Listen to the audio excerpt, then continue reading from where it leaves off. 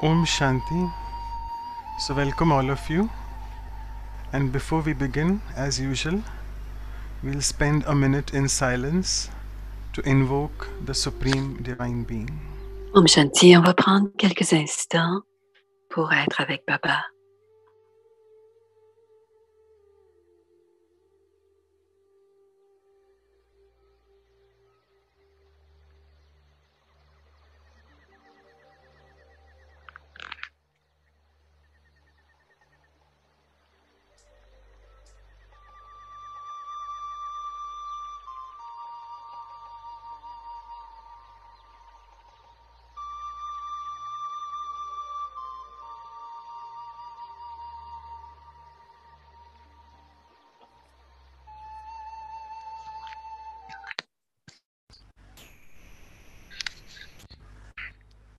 So, welcome all of you to the episode. Bienvenue à tous à l'épisode 30 pour l'émission sur les valeurs de la vie.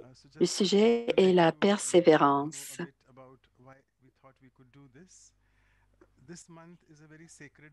Ce mois est un mois important. C'est un mois sacré. C'est un mois de début. C'est un mois où l'on fait des résolutions. Et souvent, rendu le 7 ou le 8e jour du mois de janvier, on laisse tomber nos résolutions du jour de l'an. Alors, d'un point de vue spirituel, je voudrais vous dire que le père, le fondateur des Brahma Kumaris, il a quitté le corps le 18 janvier. Il a réussi son niveau avyakt.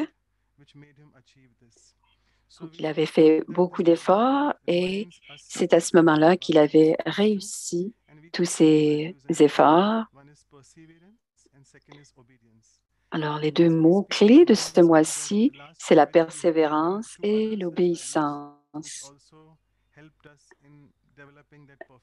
Le mois dernier, nous avions aussi deux autres pensées. Le mois dernier, la concentration et la détermination qui nous aident aussi à atteindre notre niveau avyakt, notre niveau angélique, le niveau parfait et complet. Alors, voici Sister Claudia du centre de Vancouver, qui est l'hôte de ces rencontres. Om Shanti Ashadidi.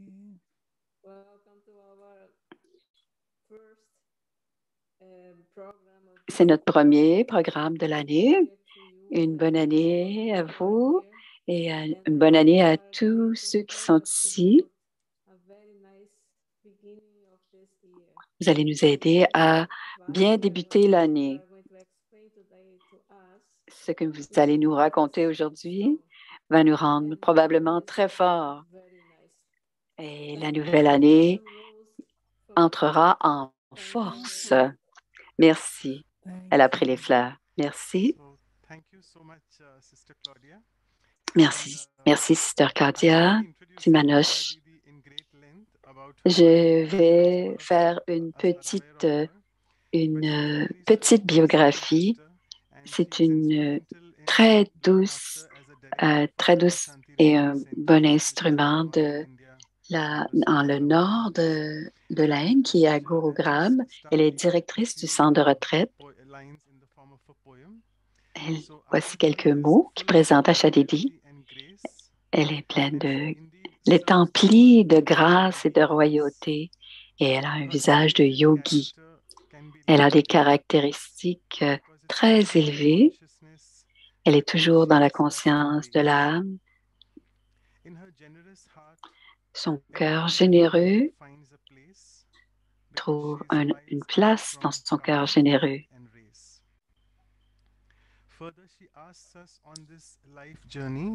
Elle nous aide de ralentir notre vitesse sur ce chemin spirituel pour que l'on se retrouve et que l'on ne se sente pas dans un labyrinthe.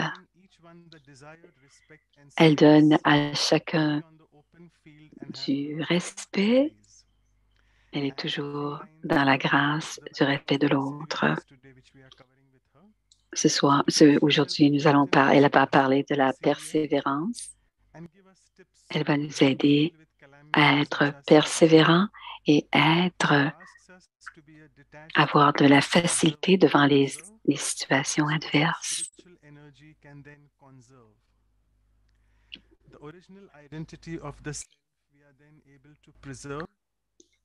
L'identité individuelle.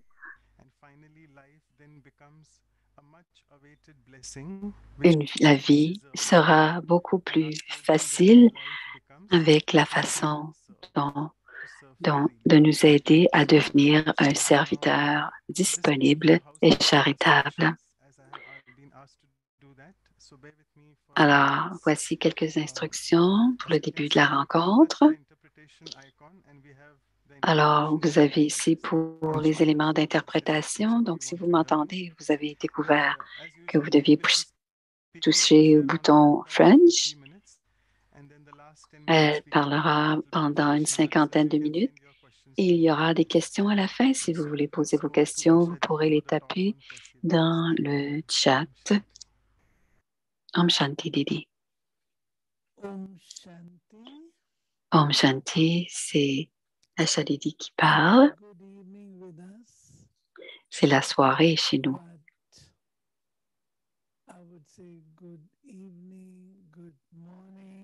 Mais je peux dire aussi bonne soirée, bon matin, bon après-midi, puisqu'il y a des gens d'un peu partout. Il y a toutes sortes de moments, de zones de fuseaux horaires.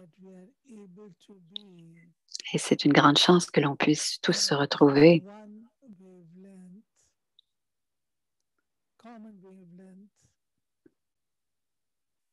On peut tous trouver un moment ensemble pour parler de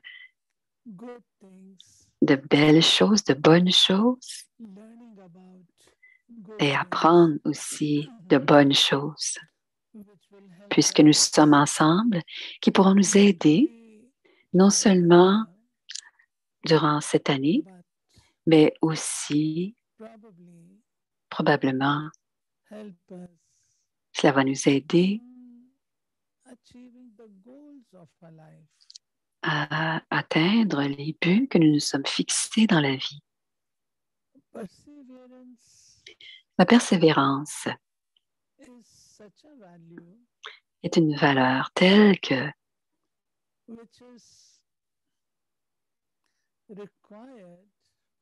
qui requiert, qui est requise dans toutes les situations. Je me souviens, dit-elle,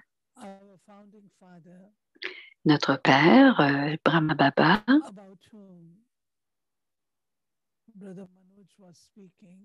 de qui Brother Manoj a parlé tout à l'heure, qui est le fondateur de Brahma Kumari, et l'âme suprême, le Père Tout-Puissant, qui est l'âme Shiva,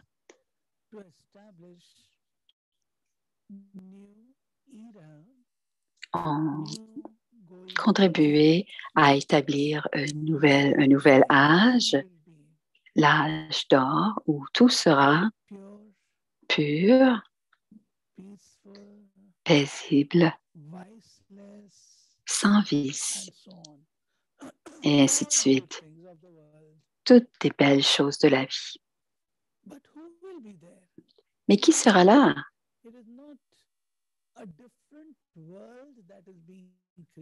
Ce n'est pas un monde différent qui sera créé. Ce sera les mêmes personnes de ce monde-ci doivent être transformées. Et quand on parle de transformation, cela veut dire faire en sorte que nous soyons des êtres humains meilleurs pour vivre dans un monde meilleur. Si j'entre dans un nouveau monde, Je dois absolument me qualifier pour entrer dans ce nouveau monde. Et pour me qualifier, je dois faire un peu de travail sur qui je suis. Par exemple, un tout petit exemple. Dans le monde meilleur, il y aura de la paix, l'harmonie, de l'amour, du respect de l'autre, ainsi de suite. Il n'y aura pas d'avidité, pas d'ego dans ce monde meilleur, pas de colère. Si je veux entrer dans ce nouveau monde, cela veut dire que je dois absolument laisser de côté ma colère ou même m'en défaire. Je dois me défaire de mes mauvaises habitudes, d'être avide ou jaloux.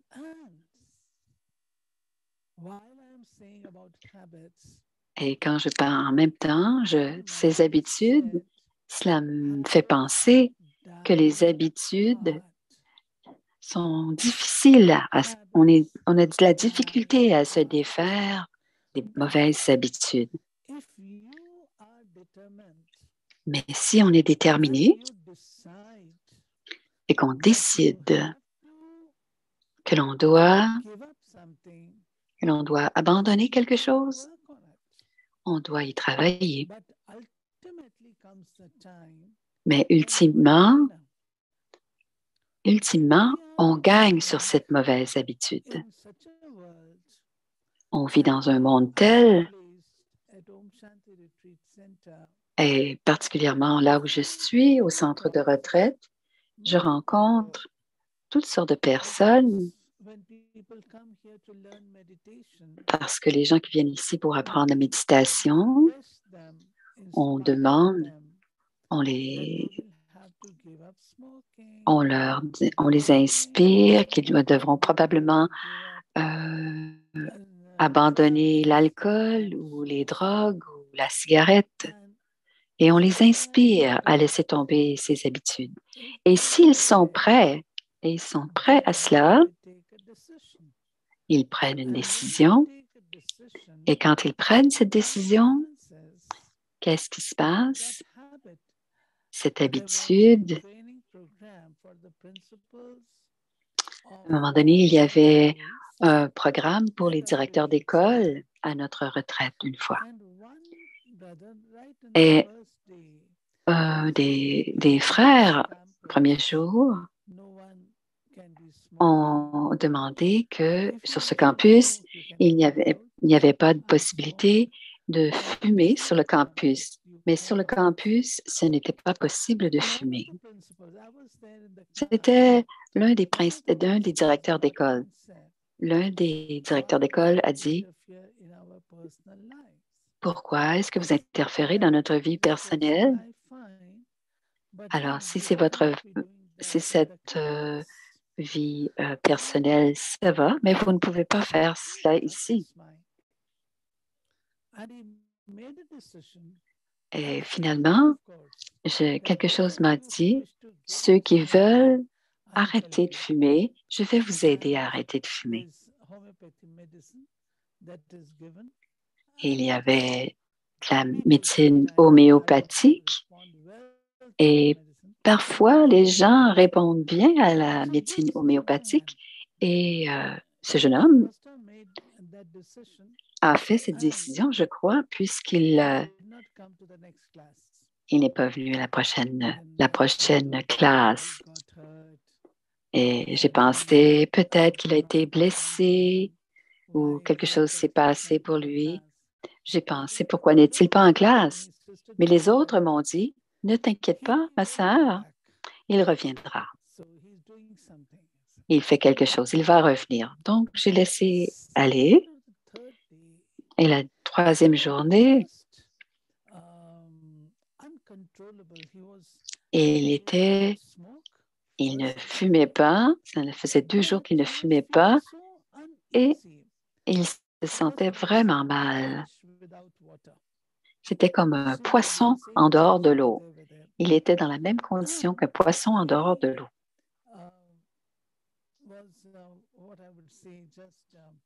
Il était, disons, qu'est-ce que je peux dire?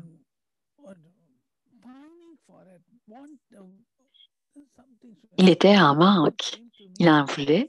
Et quelqu'un lui a dit, vous avez dit que vous pourriez lui donner quelque chose qui pourrait le calmer, qui pourrait l'empêcher d'avoir envie de fumer. Et j'avais un peu de cardamome et je lui ai donné 4-5 morceaux de cardamome et il a pris cette cardamome et le 3e jour, il avait un peu plus de contrôle sur ses nerfs. Le 4e jour, il est venu en classe et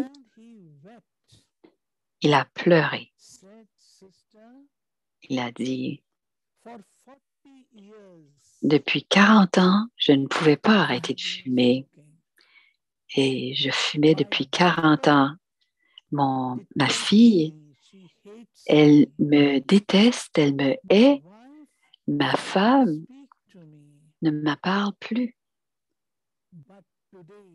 Mais aujourd'hui, je vais retourner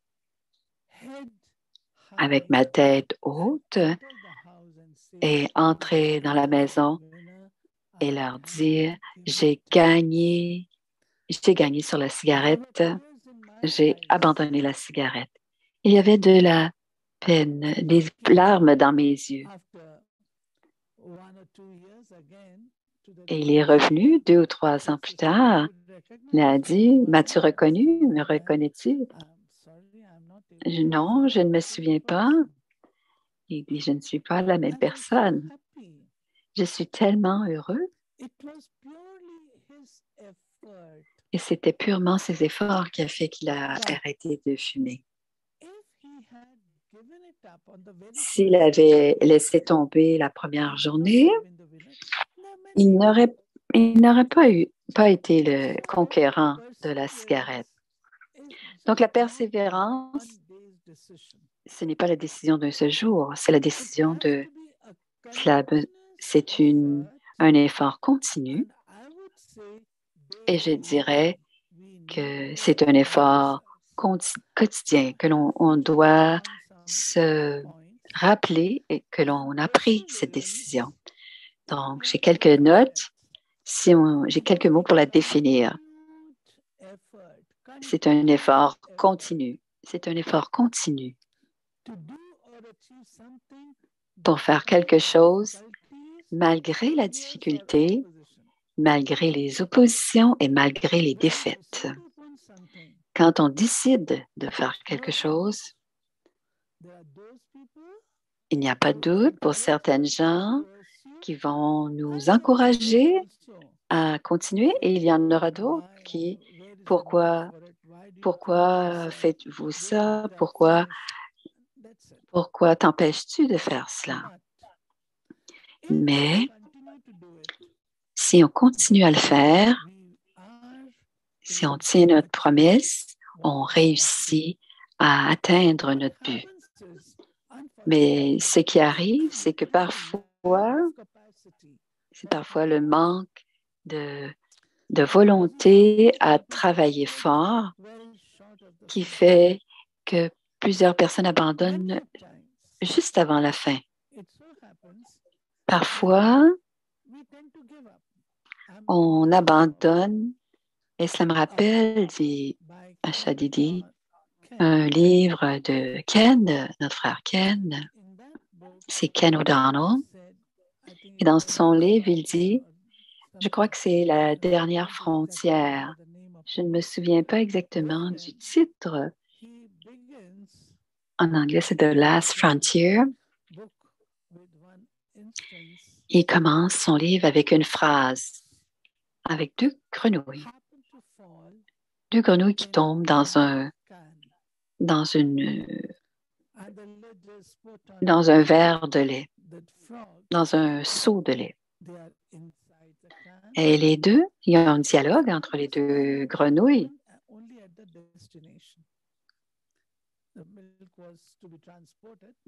Donc, le lait devait être transporté. Une des grenouilles a dit, c'est très difficile, qu'est-ce qu'on va faire? Et elle abandonne.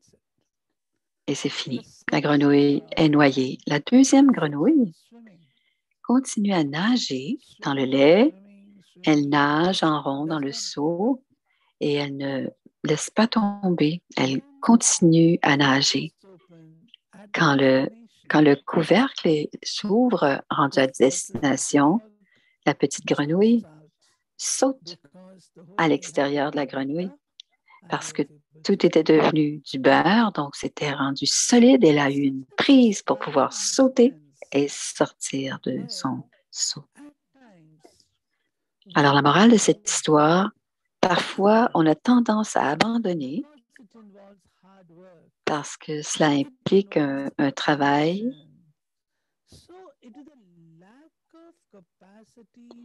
Et c'est le manque de... Si on a un manque de capacité ou de volonté pour le travail, rien ne peut se faire en criant ciseaux et rien nous est servi sur un plateau d'argent. On doit travailler, on doit réclamer, on doit se qualifier, on doit et ainsi on va le recevoir. Alors on doit le mériter. Et souvent, la plupart des gens sont à la veille de réussir et elles abandonnent. Je vois quelques enfants parfois qui font des jeunes qui font des tests pour devenir comptables ou même les tests pour se qualifier en médecine et disent à la toute fin, non, je ne peux pas passer ces tests. Mais le travail donne des résultats. Et le résultat viendra et les bons résultats viendront. Je vais vous raconter ma propre histoire, dit Asha Didi. Nous avions donné notre nom pour avoir un lot de terre parce qu'on voulait faire, on louait une maison et on voulait avoir notre propre maison où l'on pourrait établir un centre. Un peu plus tard, deux ou trois centres de Delhi ne continuent pas à demander parce que deux autres centres de Delhi ont déjà, et ils ont aussi besoin d'un morceau de terrain, un lot de terre. Et comme votre centre va très bien, on va laisser les deux autres centres de Delhi avoir cette terre ou ce terrain. Nous avons fait cela. On a honoré ce qui nous avait été demandé par les seniors, mais pendant 20 ans,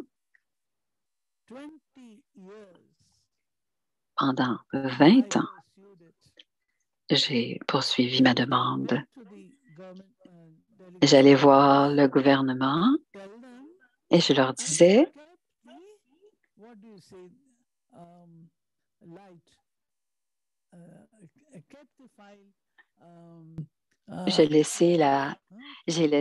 j'ai fait en sorte que le dossier soit toujours ouvert. J'allais les voir suffisamment souvent pour que le dossier ne soit pas fermé. Alors, le gouvernement, quand ces deux terrains ont été reçus par le gouvernement, il a dit, ma sœur, je vous ai donné 2 terrains à Delhi. Comment pouvez-vous en vouloir un 3e? Et je leur ai dit, et pendant 20 ans, et personnellement, J'ai été 100 fois au gouvernement pour avoir mon terrain. Et il m'a dit, vous êtes venu 100 fois? Je suis probablement venu ici plus de 100 fois. Il a dit, OK, si vous êtes venu 100 fois, je certainement vous donner votre terrain.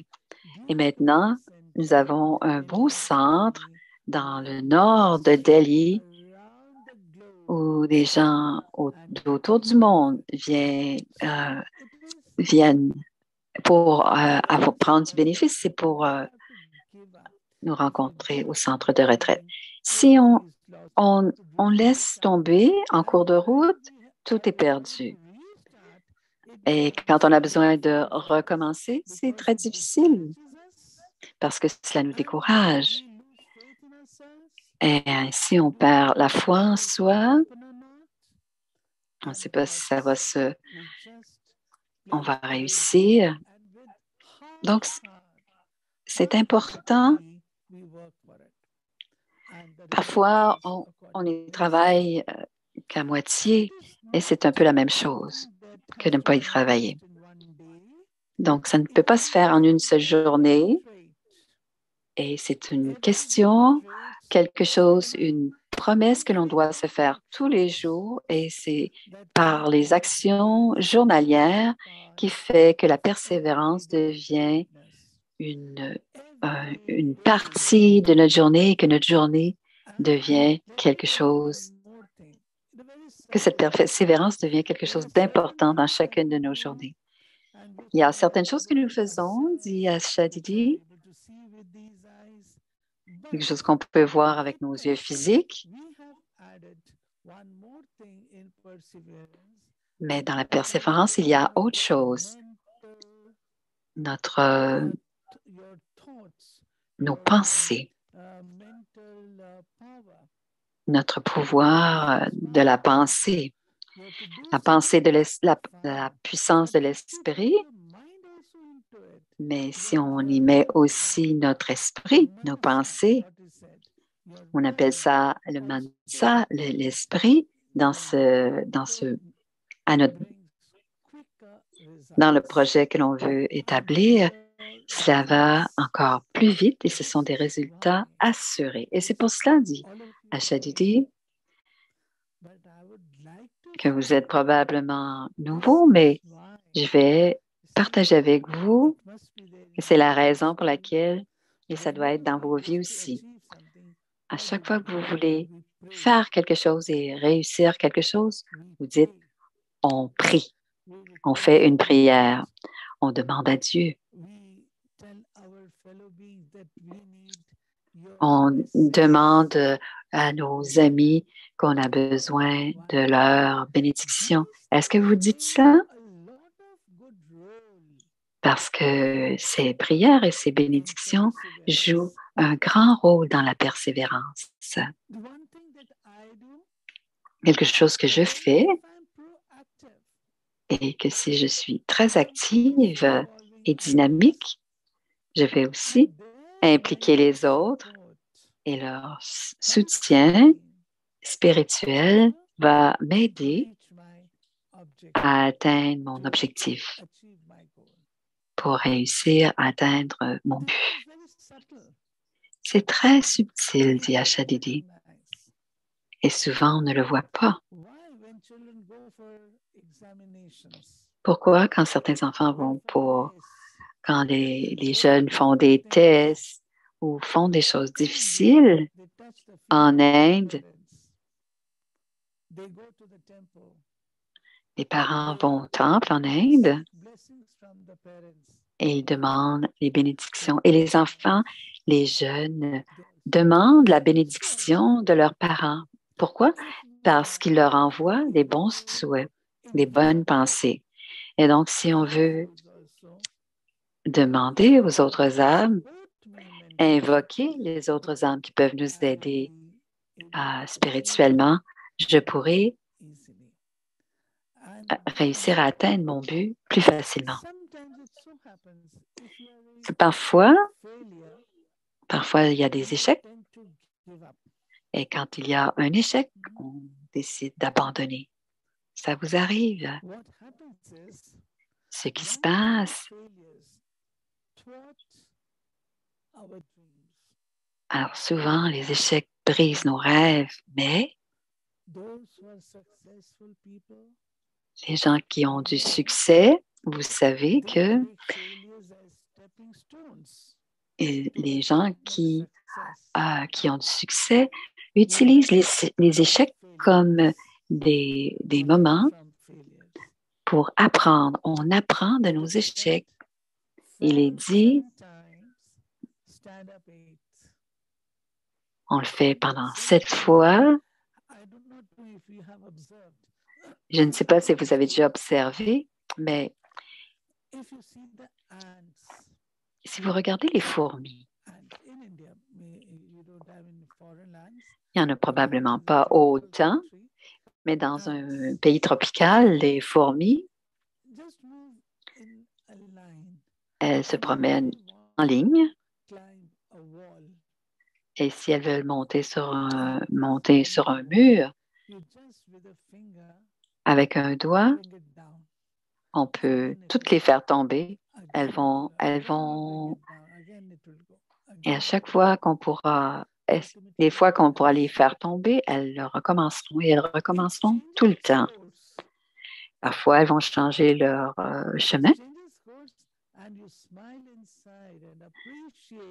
et vous souriez à l'intérieur et vous appréciez cet effort que la fourmi a laissé tomber cette route et a changé son chemin. C'est une magnifique leçon des fourmis. Alors, nous aussi, on peut tomber 7 fois, mais la 8e fois, on peut recommencer et être le gagnant. Il est aussi dit que vous devez souvent vous batailler plus d'une fois avant de gagner. Donc, il y a souvent plusieurs batailles avant de gagner la guerre. Mais quand on n'abandonne pas, 17 fois, il a recommencé 17 fois, et le succès est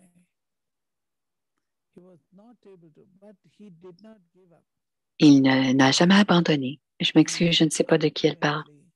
Et ultimement, il a réussi à atteindre son but.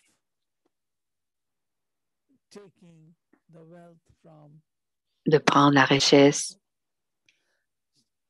du temple Somnath.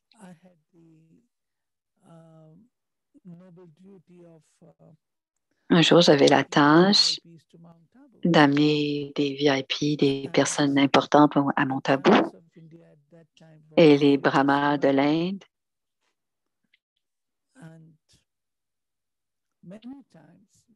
Et souvent, c'était un homme du Parlement. Et c'était une longue relation qu'il avait avec les Brahmakumaris. Souvent, nous l'avons invité. Il venait, mais ce n'est pas qu'il disait non.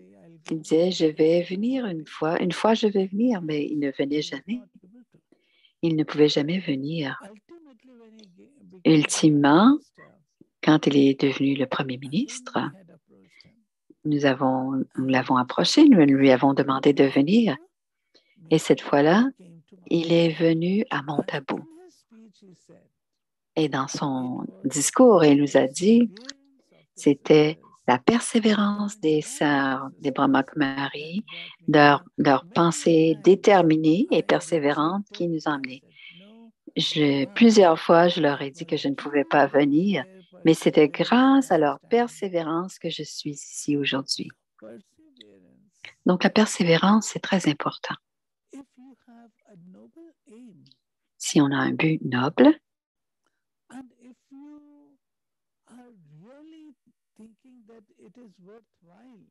Et si on pense vraiment que ça vaut la peine, il n'y a aucun mal à continuer, à persévérer et continuer à le faire et ultimement, ça fonctionne. Si on veut avoir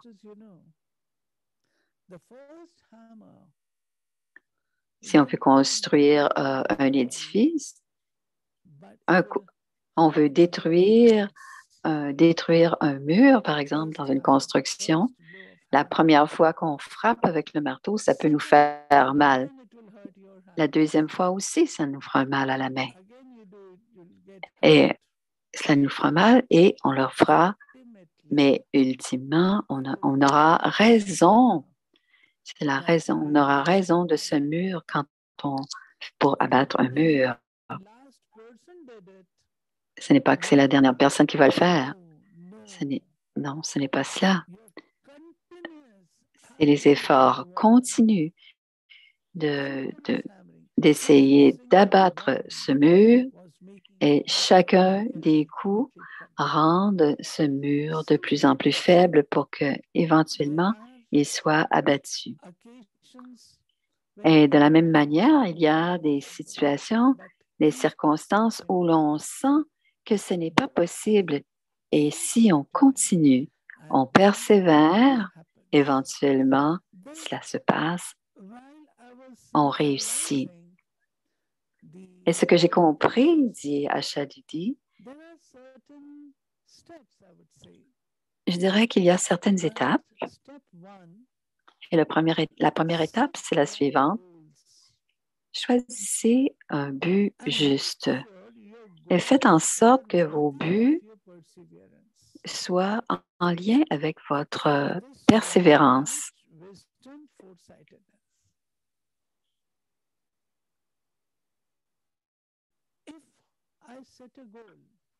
Si je me donne un but, mais que ce but n'est pas, je ne peux y arriver, ça ne sert à rien de le poursuivre. Parfois, les gens disent, tu imagines quelque chose qui est impossible. J'essaie d'aller chercher une étoile dans le ciel, mais on doit d'abord avoir la connaissance, on doit avoir la sagesse et on doit aussi on doit voir que c'est possible ou pas. Alors, les règles doivent être claires. La deuxième étape, c'est de créer la stratégie.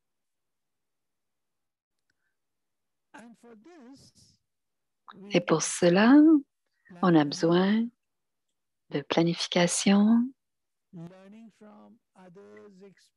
On a besoin d'apprendre de l'expérience des autres. On doit voir nos propres faiblesses, nos propres erreurs et comprendre et voir aussi nos forces et nos faiblesses. Donc, on doit régulièrement évaluer notre situation ou notre situation dans le projet. Donc, une bonne planification et apprendre de notre propre expérience et aussi de l'expérience des autres. Et bien sûr, en sachant nos propres forces et nos faiblesses, si je connais mes faiblesses, je pourrai les surmonter. Je pourrai préparer mon projet de manière à trouver l'aide nécessaire des autres. Et cela me donnera une possibilité. Je dois connaître mes propres difficultés, mes propres faiblesses. Quand on n'est pas conscient de nos erreurs, de nos faiblesses, mais si on le devient, on va perdre, si on est trop conscient de nos erreurs, on va perdre la foi en soi, la confiance en soi. Donc, c'est essentiel de connaître nos forces et aussi nos faiblesses, les deux. Et le troisième point, revoir nos réussites du passé. Ceci nous donne de la confiance en soi. Quand on se souvient ou que l'on nous rappelle, que l'on regarde nos propres vies et pour regarder, pour voir ce que l'on a déjà fait, on appelle ça les expériences du passé, et ceci donne beaucoup de confiance en soi. Il y a beaucoup de choses que l'on peut regarder.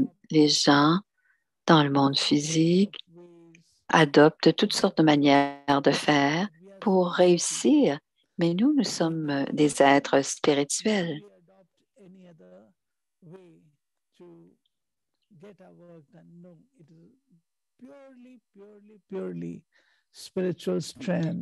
Et la force, c'est uniquement la force spirituelle qui nous aide à atteindre nos buts. Et si cette force spirituelle est développée, ce qui arrive, c'est qu'il y aura aussi plusieurs autres qualités qui vont émerger dans le soi, dans l'âme. Alors, l'une des forces serait, une des qualités serait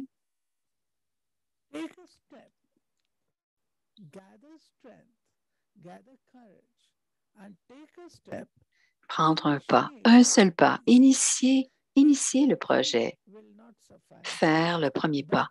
Y penser, ce n'est pas suffisant. On doit d'abord faire le premier pas. Et pour cela, on a besoin de courage, d'enthousiasme, de zèle et aussi de vision. Courage, enthousiasme, zèle et vision. Alors, on doit avoir dans notre organisation, dit Ashadidi, quand les sœurs, quand on les entraîne, quand on leur donne, on les prépare, on leur montre comment parler au public, ou leur montrer à parler en public. Et certains ne peuvent pas venir même devant l'Assemblée, mais il y en a d'autres qui ont suffisamment de courage et ont aussi cette détermination et l'enthousiasme de venir devant l'Assemblée. Je me souviens d'une sœur qui a décidé, elle a dit Om Shanti, et ensuite, elle a oublié tout ce qu'elle avait à dire. Après une minute, elle a dit Om Shanti et elle est retournée à sa place. C'est un programme public. Mais elle n'a pas abandonné. Elle est allée quand même. Elle n'a jamais perdu son enthousiasme et non plus son courage. Elle a toujours gardé son courage. Il est venu un moment où elle était une très bonne conférencière. Elle est devenue une des coordonnatrices d'une des zones. C'est le courage et la persévérance qui, elle a dit, elle ne s'est pas dit comment ça que je ne peux pas le faire. Elle s'est dit, je vais le faire. Et elle a reçu beaucoup d'encouragement de tous ceux qui... Et nous étions très heureuses de voir qu'elle a réussi à faire ce genre de conférence. Le 5e point,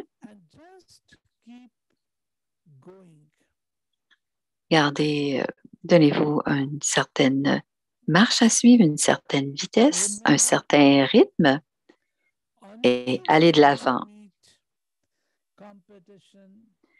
En cours de route, vous allez avoir de la compétition, de la jalousie,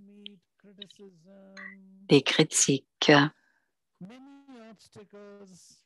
plusieurs obstacles, mais ayez la foi en soi, ayez confiance en vous et continuez. Il y a plusieurs façons de gagner. Le premier point, persévérance, il y a de la compétition. De mon expérience à moi, je me dis, je ne suis jamais en compétition. Je n'ai jamais aimé compétitionner. Si quelqu'un veut aller de l'avant, veut me dépasser, vas-y, allez de l'avant. Je les laisse passer.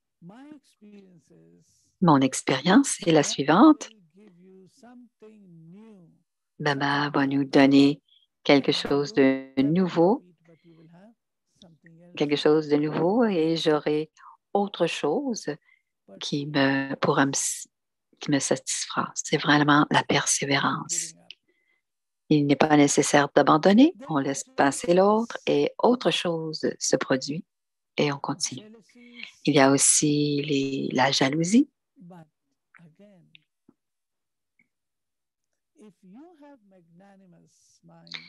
Si vous avez un esprit magnanime, votre générosité, vos bons souhaits pour chacun vont faire en sorte qu'elles vont anéantir ces jalousies, la jalousie. Parce que la jalousie est négative et si on fait quelque chose de positif, le positivisme est plus élevé que le négativisme. Et d'une fois de plus, on est en avant. La critique, pour la critique, je dirais, c'est très bien, la critique nous aide, la critique nous aide ou ce qui ne va pas. Alors, quand il y a de la critique, ça nous dit ce qui ne va pas. Qu'est-ce qui ne va pas? Chers frères et sœurs, vos amis ne vous diront jamais ce qui ne va pas. Vos amis ne vous diront jamais vos faiblesses, seulement vos défauts.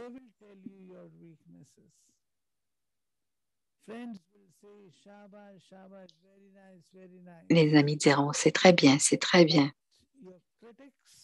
Mais les critiques, eux, diront, ils pourront vous dire et ce sont vos vrais amis, ceux qui vont vous dire ce qui ne va pas. Parce qu'en critiquant, ils vous disent ce qui doit être corrigé. Elles sont en train de vous aider à devenir parfait. Donc, ils sont vos amis.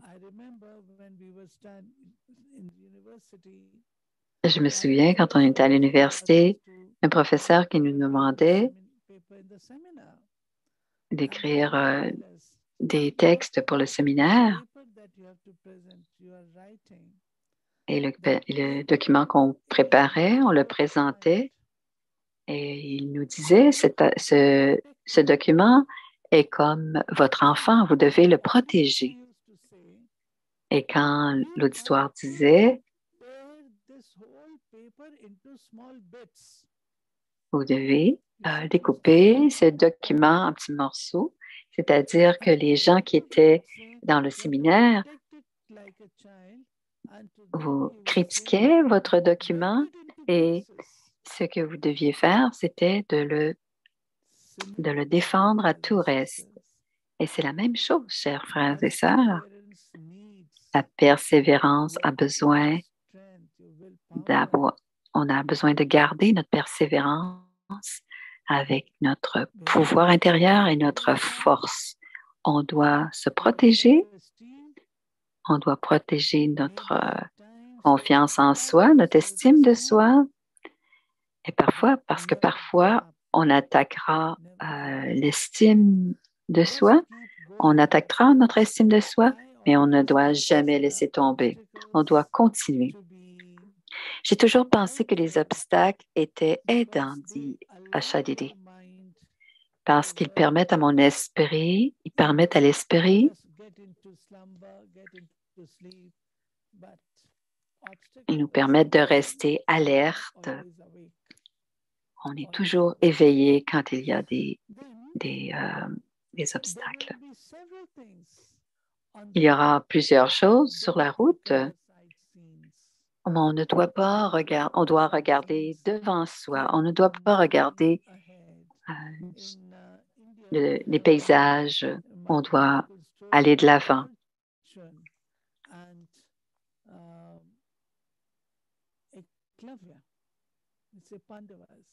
C'est une histoire des Pandavas. C'était l'histoire d'Arjuna. C'était un grand archer. Il était maître archer. Il a appris cela. Il y avait un autre garçon qui faisait partie d'une autre caste. Il n'était pas, et on ne l'a pas, le maître ne l'a pas accepté comme. Mais ce petit garçon, ce qu'il a fait, il a créé une image de son maître. Il a fait en sorte que son maître était son idole. Et il a pratiqué et pratiquait son métier. Il pratiquait. Il devenait de mieux en mieux.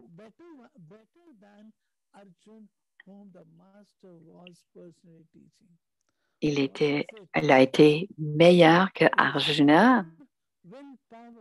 C'était simplement sa volonté et sa persévérance. Il n'a pas abandonné. Il a dit, le maître ne m'a pas aidé. Arjuna a reçu ceci, cela. Le jeune homme a continué, était très déterminé qu'il allait le faire et il l'a fait. Et le maître en était très surpris. D'où avait-il appris cela? Parce qu'il performait mieux que certains archers. Et c'est comme ça que ça se passe. Les obstacles, c'est la même chose. Les obstacles nous enseignent, donc on doit les accepter. Ils ne sont pas là, les obstacles, pour nous empêcher. Ils sont là pour nous encourager à aller de l'avant. La persévérance apporte des millions de fois l'aide de Baba. Baba dit, faites un pas et je ferai 100 pas pour vous, 1000 pas pour vous. Un de vos pas de courage et je vous donnerai 1000 pas d'aide. Il a aussi dit, Dieu aide ceux qui s'aident aussi. Donc, on peut toujours avoir l'aide de Dieu. Il y en a d'autres qui disent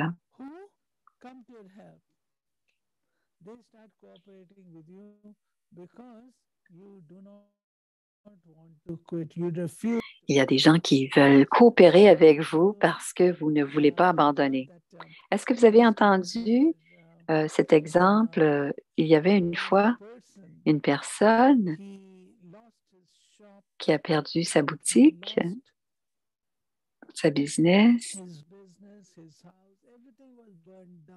Il a tout perdu, tout a été incendié.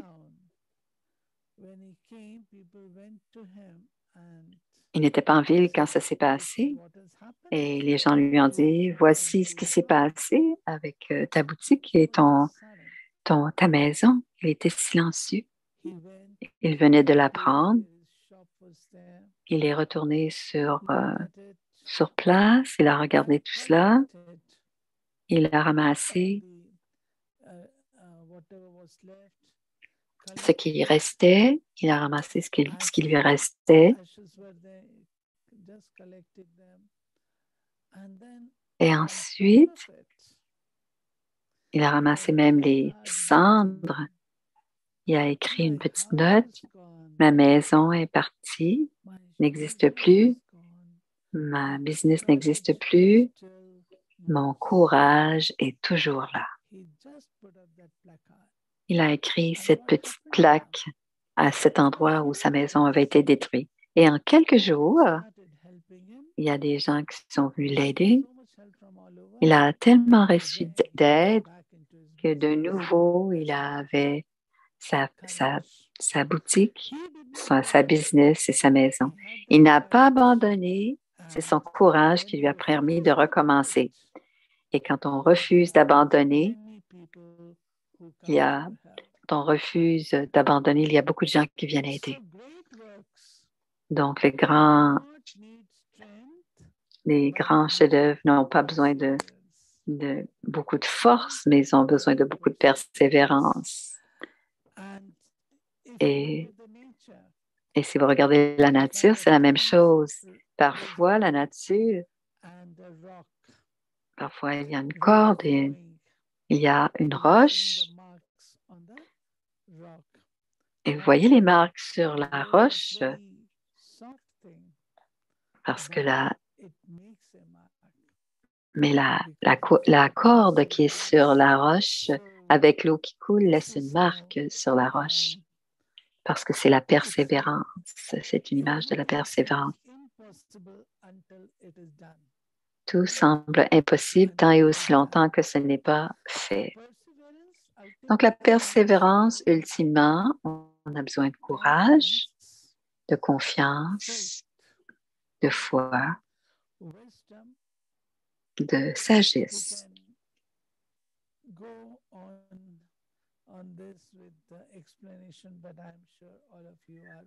Je pense que vous voyez où je m'en vais avec tout cela.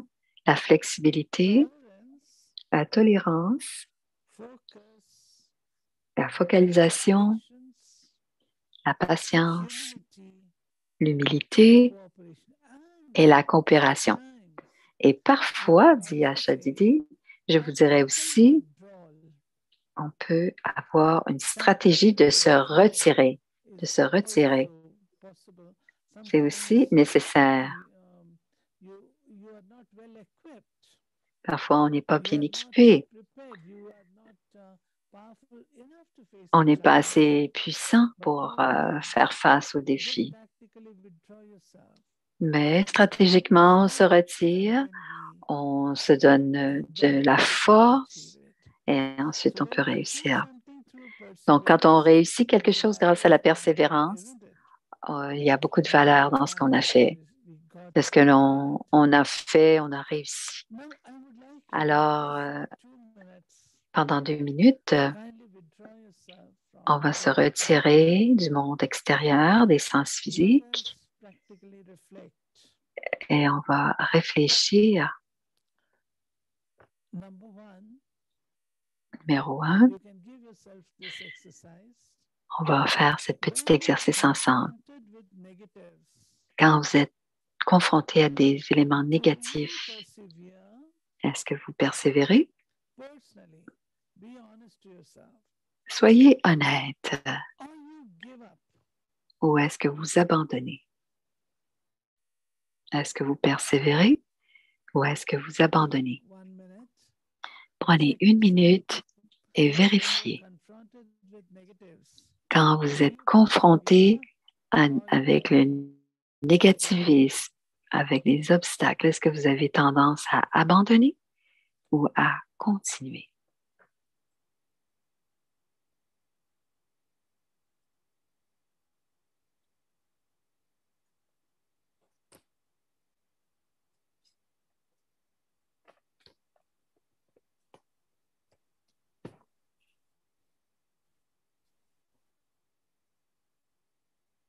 OK. D'accord. Et la deuxième question.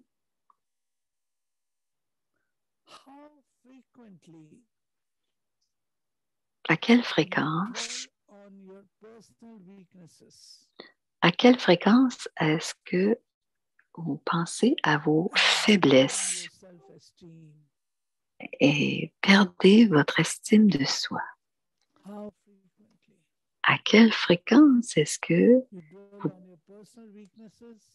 vous pensez à vos faiblesses personnelles et vous perdez votre estime de soi?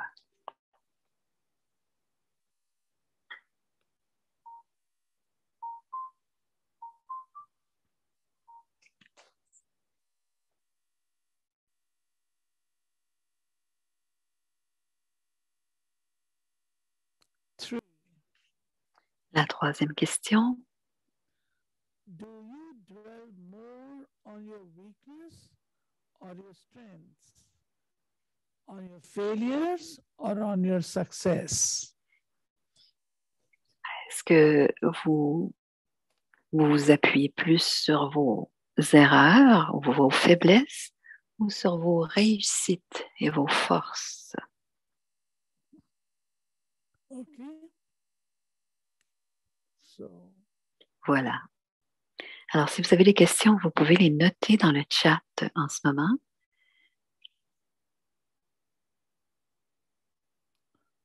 so this is a few thoughts on perseverance, Alors, c'était quelques pensées sur la persévérance, effort, des efforts continus so that you keep the flame. pour que l'on puisse garder la flamme allumée pour pouvoir continuer. Allow it to die. Ne laissez jamais s'éteindre cette flamme en vous. Time. Cela prend du temps Takes time to transform de- our à- personality. pour transformer les traits de notre personnalité et on doit être patient avec soi-même. On doit absolument patient et tolérant. Beaucoup d'amour avec le soi.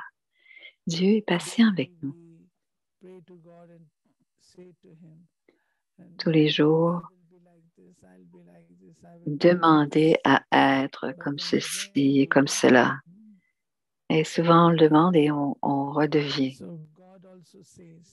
Alors, l'âme suprême dit aussi, les enfants, je vais continuer à être avec vous et je vais continuer à vous donner les enseignements jusqu'à temps que vous soyez complètement transformés. Je ne vous quitterai jamais, dit l'âme suprême.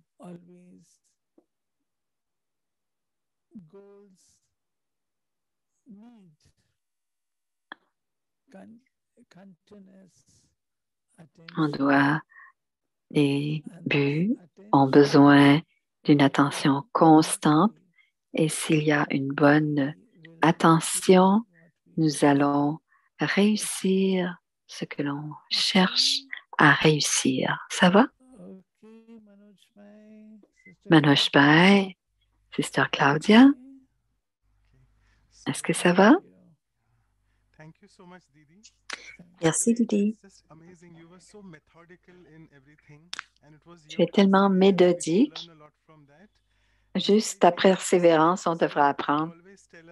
Tu es une senior, une sister senior. Tu nous as donné tous les aspects pour développer. J'ai pris beaucoup de notes. Je vais poser quelques questions qui sont sur le chat. La première question, les gens qui sont persévérants ont souvent, ils sont très dominants, ils ont déjà souvent un but très clair dans leur esprit. Et parfois, ils perdent la personne devient entêtée et la personne qui est persévérante. Quelle est la différence, Ashadidi? Je pense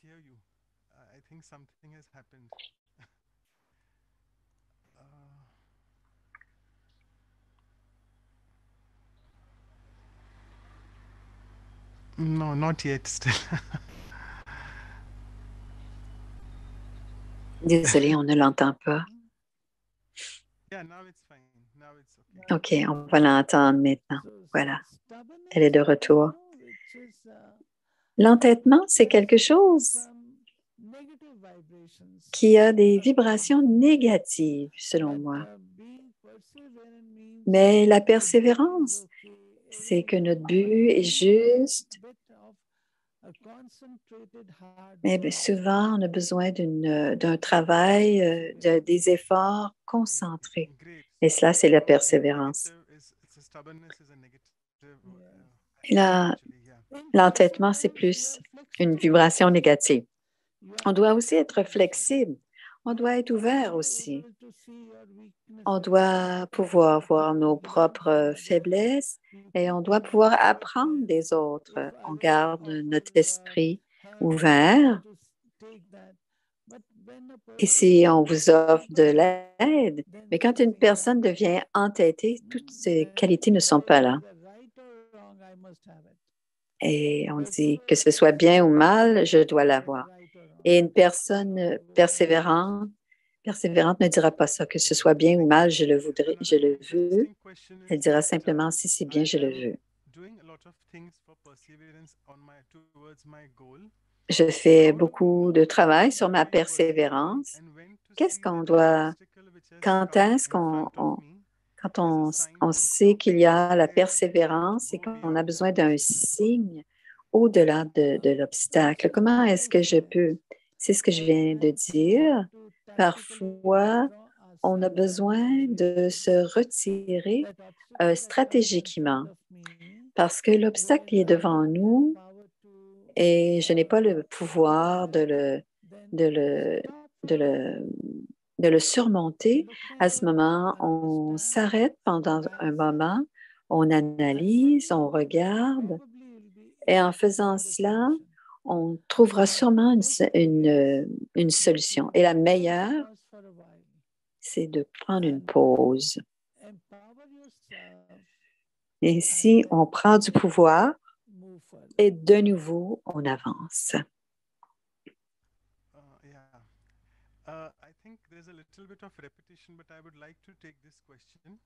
Je pense que c'est un peu une répétition. Plusieurs ont des capacités, mais surtout des spécialités. Et souvent, on fait beaucoup d'efforts et on a la volonté et on essaie de le réussir. Est-ce que je dois? La réponse est, est-ce que je dois abandonner parfois? Non, jamais abandonner, dit Asha Didi. On ne doit pas abandonner, mais si ce n'est pas difficile pour toi ou c'est trop difficile, on peut parler avec des personnes qui sont un peu d'expérience de cette situation. Partager, parler, apprendre de l'expérience des autres, ça aide beaucoup. Donc, être dynamique et partager et parlez-en avec d'autres. Et ainsi, il y aura une solution. Une sœur demande, je pense que je suis confuse au sujet de la spiritualité et les buts dans la vie. Est-ce que la persévérance? Non, ce n'est pas cela que ça veut dire. À réussir des objectifs dans la vie, il n'y a pas de problème. Est-ce que ça veut dire que je ne suis pas spirituelle? Mais on doit se spiritualiser d'une certaine manière, dit Asha Didi. On doit faire tout ce que l'on fait avec des bonnes intentions, d'une façon positive, avec des valeurs, avec l'honnêteté. Et il y aura les buts dans la vie, la spiritualité ne sont pas si différents. On doit simplement utiliser la spiritualité dans tous les jours.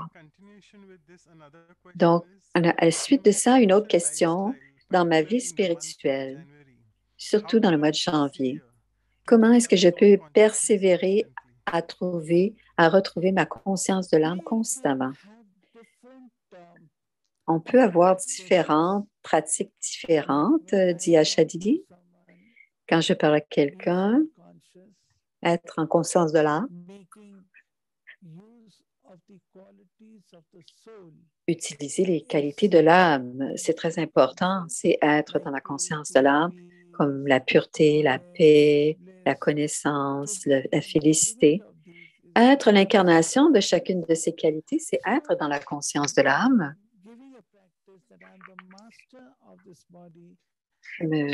Faire l'exercice, je suis le maître de ce corps et à travers ce corps, je réussis à faire mes tâches. Ce sont des exercices que l'on doit pratiquer. Et si on les pratique régulièrement, notre niveau de conscience de l'âme augmente. Dadi Gulzar disait, elle était chef de l'organisation à un certain moment et j'ai eu l'occasion d'être avec elle, d'habiter avec elle pendant plusieurs années et elle nous guidait, elle nous disait que cette pratique de la conscience de l'âme doit être faite journellement dans notre routine quotidienne. Et les dadis pratiquaient au début du yaga, au début de l'organisation, au début de la fondation. Et Dadi disait, vous devez vous donner beaucoup de pratique. Vous devez pratiquer à être dans la conscience de l'âme. Tranquillement, ça fera partie de vous, cela deviendra naturel. Comme ça a été naturel pour les seniors, ça deviendra naturel pour nous. Mais on doit persévérer dans notre façon de pratiquer la conscience de l'âme. Et la dernière question est une question. La vie va bien, tout dans la vie, tout va bien dans ma vie, c'est la personne qui pose la question. Si j'ai déjà tout, comment est-ce que je peux continuer? C'est parfait. Tu n'as pas besoin de persévérance. Si tu n'as pas besoin, tu n'en as pas besoin. Si tu as tout, ça va bien. Je ne sais pas si tu veux l'utiliser pour la transformation personnelle ou quelque chose que tu veux imprégner dans ta vie ou peut-être enlever dans ta vie, une habitude que tu veux retirer. Ça peut être utile à ce moment-là, dans la persévérance. Merci beaucoup, Didi. Et Dr. Ashok Mehta qui va remercier. Om Shanti Ashaben. C'est un plaisir de t'entendre parler de la persévérance. En tant qu'oncologiste, la persévérance est une façon de voir. On opère sur et on les amène à vivre un peu plus longtemps. On n'abandonne jamais. Et la persévérance, c'est la façon de vivre. La plupart d'entre nous qui sont dans la chirurgie oncologique voient beaucoup d'obstacles et les choses viennent, les obstacles viennent, mais c'est un très bel exposé de toutes les facettes de la persévérance. En spiritualité,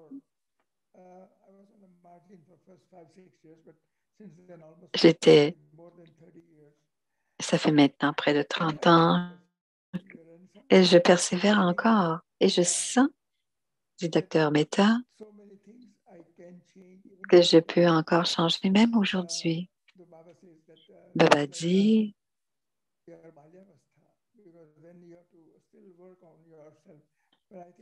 on doit toujours travailler sur soi.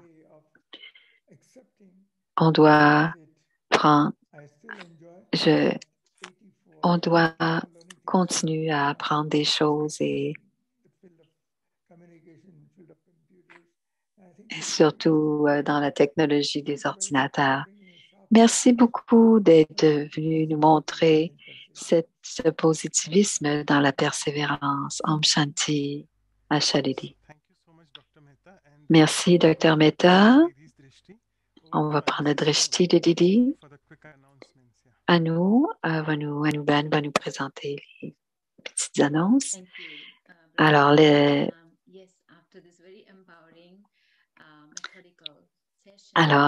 avant cette persévérance, la semaine prochaine, il y aura un atelier sur le même sujet, cette fois-ci avec Sister Aruna du Koweït.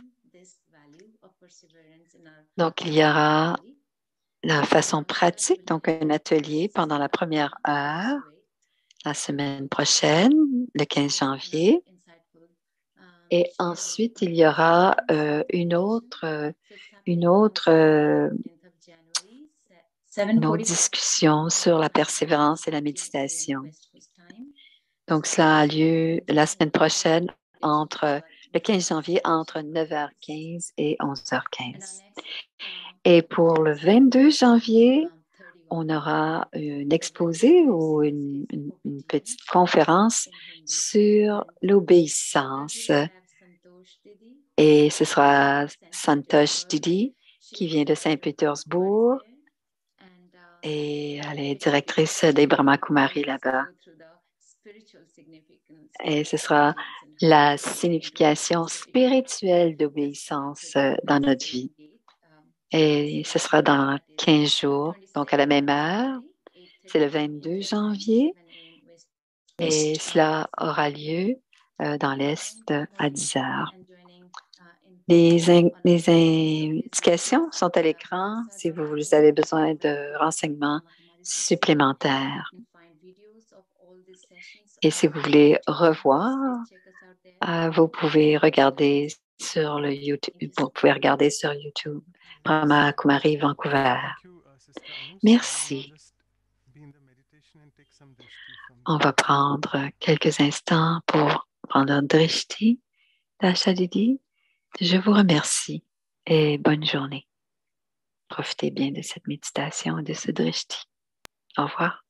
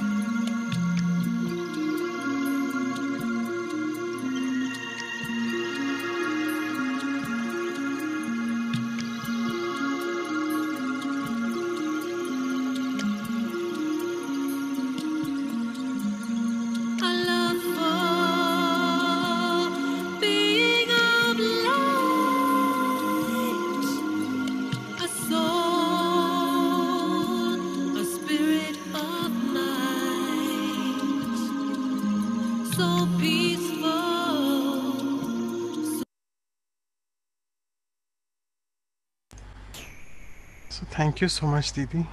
Om Shanti.